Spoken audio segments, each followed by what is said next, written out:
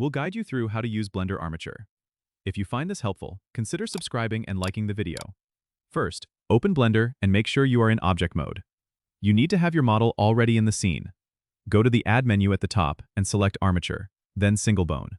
This will place a bone in the center of your scene.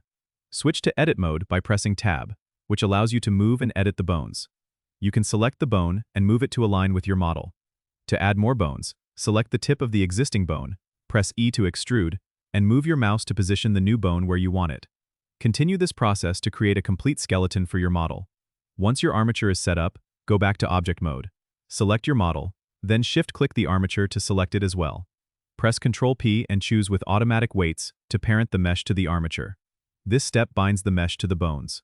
Now, switch to pose mode by selecting the armature and pressing Ctrl-Tab. In pose mode, you can select individual bones and rotate or move them to see how the mesh deforms. This is essential for checking the rigging of your model. If you find some areas need tweaking, go back to weight paint mode to adjust how much influence each bone has on the mesh. Remember, practice makes perfect, so take your time to experiment with different setups and weights. Don't forget to subscribe and comment if this helped you out.